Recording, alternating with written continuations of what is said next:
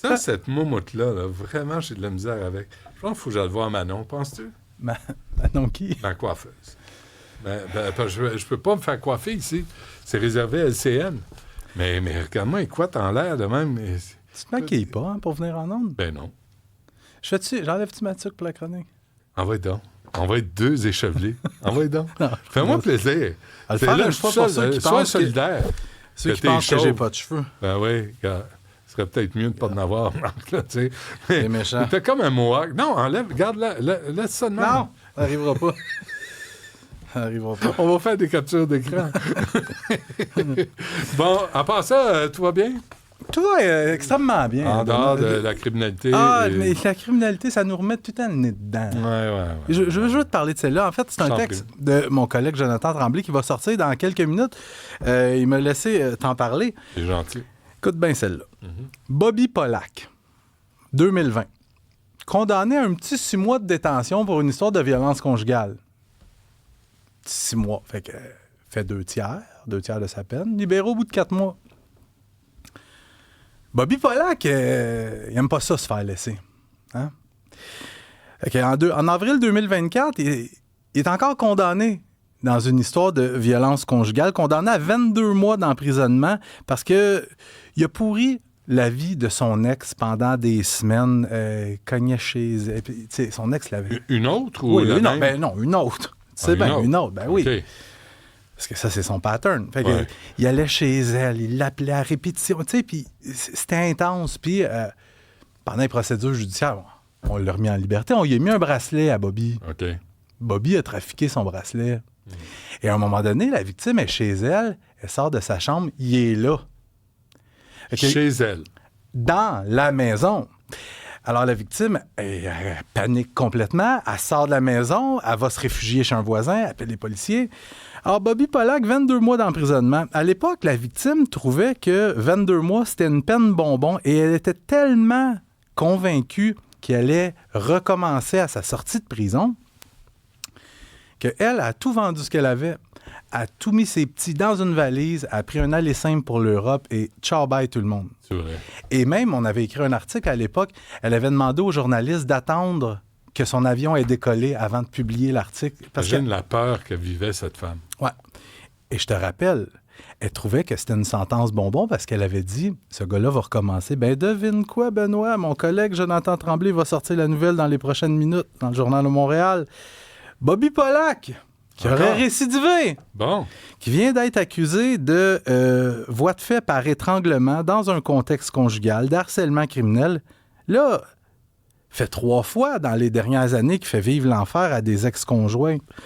Là, il y a un juge là, qui finalement il a allumé et dit « Bon, ben Bobby, là, tu vas demeurer détenu pour la suite des procédures. » Puis, juste un rappel, Benoît, ça fait 9 jours que l'année 2026 est commencée. Il y a déjà 2 femmes qui ont été tuées dans un contexte conjugal. Regarde, je dis ça comme ça, je lance ça dans les airs. Ouais. Mais c'est pas comme si ça faisait pas des années qu'on en parle. Mais les juges qui répondent... Tu sais, j'avais trouvé ça sur X à un moment donné. Il y a quelqu'un qui avait écrit, écoute, un barmaid qui sert de l'alcool à un gars qui est déjà chaud, qui va faire un accident... Peut être accusé de négligence criminelle. Peut être accusé de négligence criminelle. Un juge qui remet en liberté un gars où tout le monde dit c'est un dangereux, il va recommencer. Comment se fait que ce juge-là n'a... Je dis pas d'être accusé de négligence criminelle, mais comment se fait qu'il n'est jamais appelé à justifier ses mauvaises décisions? Comment se fait que le Conseil de la magistrature qui n'accorde pas d'entrevue? Parce que ça, écoute, ça descend du ciel, là. Ça va pas à la toilette, là, ces gens-là. C'est des demi-dieux. Comment se fait qu'ils n'ont jamais de compte à rendre à rien ni personne quand ils libèrent des gens qui récidivent et qui mettent la vie ou la santé des autres en danger? Mais je pense que c'est important de préciser que dans le cas de Bobby Polak, c'est 22 mois d'emprisonnement pour son dernier cas de violence conjugale. Ça a été donné à la suite d'une suggestion commune. Fait que autant la défense que la couronne étaient d'accord pour dire, ben 22 mois, on considère que c'est... Alors, on ajoute à ça la mollesse des procureurs de la couronne. Mais là, t'as de la misère à trouver des procureurs, il en manque. Les juges, imagines-tu s'ils se mettent à devoir rendre des comptes comme ça? Sur 22 mois, il en a fait combien? Il y avait de la détention préventive. Je pense qu'il y a peut-être fins de semaine. Moins d'1 an, là, probablement. Okay.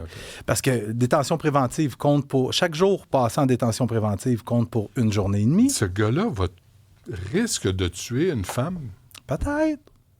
Peut-être. Non, mais s'il est prêt à étrangler une femme parce qu'il s'est fait laisser, lui, le Bobby Pollack, le pouce en l'air. Mm-hmm. Mais... Puis combien de fois on a vu des femmes victimes de violences conjugales qui vont porter plainte, puis je t'en parle, combien de fois je t'en ai parlé, vont porter plainte, font exactement ce qu'on leur dit de faire, dénoncer, aller porter plainte, aller voir les autorités compétentes. Fait que ces femmes-là vont porter plainte contre leur conjoint ou leur ex-conjoint violent. Ces conjoints-là ou ex-conjoints sont remis en liberté et s'en vont les tuer après. C'est dit. Il diffuse des images de celui qui a incendié son restaurant. Oui, il y a un propriétaire de pizzeria de Saint-Lin-Laurentide, c'est dans la Nodière, qui décide de prendre le taureau par les cornes quelques jours après avoir vu son restaurant être incendié pour la 2e fois dans les 18 derniers mois. Le monsieur a décidé de diffuser absolument toutes les séquences vidéo qui montrent l'incendiaire en pleine action dans la nuit du 30 décembre. On le voit arriver avec son bidon d'essence, son marteau, puis on varge à grands coups de marteau dans la vitrine du restaurant. C'est le restaurant Barbasse.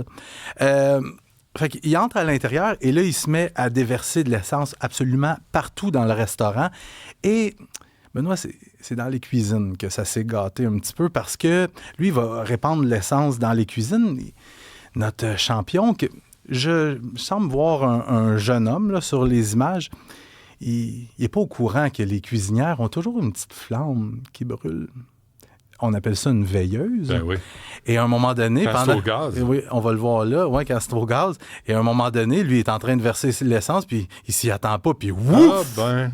Et là, tu le vois traverser un mur de feu et il a les mains et les pieds en feu. Ben oui. Et là, on le voit ensuite sortir à l'extérieur et il va revenir, il est dans le stationnement, il va revenir vers le commerce en feu pour prendre une photo avec son téléphone cellulaire. Ben oui. Parce que c'est comme ça que ça fonctionne, Benoît. C'est une preuve. Si tu veux être payé, ça te prend une preuve que tu as bel et bien commis le crime. Fait que là, lui, il va envoyer ça au commanditaire de l'incendie. Il va lui dire, voilà, la job est faite, je peux être payé. Puis ce qui est plate là-dedans, c'est que il va probablement y avoir des arrestations, parce qu'on en voit des arrestations pour des gens qui mettent le feu comme ça. C'est que quand tu arrêtes les exécutants, tu n'arrêtes pas les commanditaires. Ouais. Et c'est les commanditaires qu'il faut arrêter. Parce que quand tu vas arrêter les exécutants, le lendemain, il va y avoir encore une file de jeunes. Souvent, c'est des adolescents qui font ça pour de l'argent facile. Alors, ce monsieur-là, bien tanné, probablement que les policiers de la Sûreté du Québec qui mènent l'enquête dans ce dossier-là ne sont pas satisfaits qu'il ait diffusé les images parce que eux, ça demeure de la preuve à leur niveau. Mais le monsieur est tanné. Lui, il s'était fait incendier sa pizzeria il y a 18 mois. Il avait offert une récompense de 10 000 à toute information qui permettrait de retrouver l'auteur de l'incendie. Ouais. Il avait fait chou blanc. Mais là, reste à voir. Il n'y a toujours pas d'arrestation dans ce dossier-là. Et tu as une vingtaine d'employés qui se retrouvent au chômage. C'est ça, hein? Et ça, puis les policiers, eux autres, je suis désolé, mais vivaient avec, là. Parce que si le propriétaire, lui, c'est un citoyen, paye ses taxes, il veut que la police enquête, il veut qu'il bouge. Puis c'est pas le premier incendie. Un peu plus tôt cette semaine, il y a un autre incendie dans une autre pizzeria de Saint-Lin-Laurentide, le resto 335, qui a été incendié. Et au-dessus de la pizzeria, il y a des logements. Et il y a quelqu'un qui a été incommodé par la fumée. Okay. Ce ne serait pas la première fois qu'on voit quelqu'un qui meurt dans le cadre d'un incendie criminel comme ça. Puis revoir aussi le traitement des mineurs qui passent à l'acte, là, comme on a vu un peu partout. Là. Ouais. Puis là, c'est parce qu'à un moment donné, tu ne peux pas les relâcher ou les envoyer en centre d'accueil avec des victimes de la protection de la jeunesse. Oui, mais trouvez les commanditaires et mettez-les hors d'état de nuire. Et souvent, j'en parle souvent, ces incendies criminels-là sont commandés depuis l'intérieur de la prison. Et 5 ans de prison viennent en parler. Pour un chauffeur qui a tué une jeune femme, 5 ans et 7 mois plus précisément, c'est la peine que le juge a donnée à Vitrung Ngo pour avoir conduit complètement pacté en mai 2023 et avoir happé mortellement Fabienne Houd-Bastien, jeune femme de 31 ans qui revenait d'une soirée entre amis. Puis je sais que tu ne seras probablement pas d'accord, mais dans les circonstances, c'est une peine exemplaire, 5 ans et 7 mois. C'est un récidiviste. Mais d'autant... Oui, puis quand tu regardes son dossier de conduite, là, c'est pas Jojo. Dans les 15 dernières années, au-dessus d'une trentaine de constats d'infraction pour notamment excès de vitesse et pour avoir conduit sans permis de conduire. C'est pas exemplaire comme peine. Je comprends. Madame Fabienne est morte. Là. Elle est morte, mais je suis d'accord avec toi. C'est une amie de Stéphanie Touga. Oui. On m'a dit ça tantôt. Mais je te dis juste que de façon générale, pour ce genre de crime-là, j'ai vu souvent des 18 mois, des 2 ans puis des 3 ans. Ben, c'est ça n'a pas d'allure. Sauf que Vi Trung Ngo, oui, il a repris sa vie en main. Là, il est en thérapie pour soigner son alcoolisme. Ouais. Oui, il y a des remords. Sauf que tu vois que... Il parle des deux côtés de la bouche parce que d'un autre côté, durant le processus judiciaire, il a pris le volant quand même. Il a été intercepté pour un autre excès de vitesse alors que ça lui était interdit C'est de un conduire. imbécile. Là. Puis il a brisé ses conditions. Il n'a pas respecté son couvre-feu. Alors, 5 ans. 5 ans et 7 mois. 7 mois. C'est Fabienne Houde-Bastien qui est décédée. Une jeune femme de 31 ans avec toute la vie devant elle. Oui. Puis lui, il ne comprend pas non plus le message. Ça, je disais avec Muriel Châtelier, c'est parce que là, tu sais, on parlait de traumatismes intergénérationnels là, pour les Autochtones, les Autochtones, les communautés noires. Lui, c'est un Vietnamien. Bien, sûrement que son grand-oncle qui doit avoir fait la guerre du Vietnam. Ben, c'est ça. Ou un réfugié dans les années 70, 79, 80. Ça, c'est un traumatisme intergénérationnel. Il ne devrait pas faire de prison. Mais si on écoute M. Lametti puis Justin Trudeau, c'est coin-coin au fédéral, là, qui diminue les peines. Mais tu sais que déjà, ça se fait fréquemment. La défense va plaider le fait que, bon, mon client a une enfance difficile, a été battu, a été agressé. Puis souvent, on utilise ces arguments-là pour essayer de faire réduire la peine. Ouais. Traumatisme intergénérationnel. Ouais, on infantilise même les criminels au détriment des victimes. Ouais. Hein, les victimes, là-dedans, là, ils regardent ça et ils se disent, moi, je suis quoi là-dedans? Ouais. Je vaux quoi, moi? Moi, je suis un... Il y en a un joueur de football, là, je parlais de ça avec Muriel Châtelier, qui était accusé d'agression sexuelle sur 2 femmes. Ouais. Mais là, parce que le juge, imbécile, il dit, non, mais il y a de la famille, ou tu sais, il y a eu des traumatismes dans sa famille. Mais les victimes, le traumatisme, elles le vivent là, à cause de lui, là en temps présent. Puis le traumatisme que les victimes vont vivre va être pas mal plus long que la peine qui va être imposée à ces gens-là. Et plus réel. Parce que quand tu dis intergénérationnel, ça veut dire que c'est arrivé à tes parents, tes grands-parents, tes arrière-grands-parents, pas à toi. Ces femmes-là, c'est à elles c'est arrivé. Ah oui. Le traumatisme est réel, en temps réel. Hey, les juges doivent être ramenés à l'ordre. Tu sais, je t'ai dit, je te l'ai dit, je suis allé voir McCartney. Oui. Puis il y a un juge, je dirais pas d'où, rien, là. Mais il y a un juge qui m'a arrêté, qui m'a accroché. Il était pas content ou? Il dit, Monsieur Dutrisac, je vous écoute, je suis d'accord avec vous. Ah. J'ai steppé. J'ai vraiment steppé. Je me dis, OK, il y a quelque chose là, il y a une réflexion qui est amorcée. Parce que là, ça n'a plus de bon sens. Puis les victimes passent tellement en bas de la liste que là ça devient inacceptable. Mais avant tout, ça passe par Ottawa. Ben oui. C'est nos décideurs. Les juges, eux autres, mettent en application la loi. Ben oui. Ils peuvent pas donner 15 ans. Il y a une marge de manœuvre. Oui, mais ils peuvent pas donner 15 ans de prison pour un crime que, selon la loi, tu vas donner entre 3 et 5 ans. Non, mais ils peuvent arrêter aussi de donner le minimum.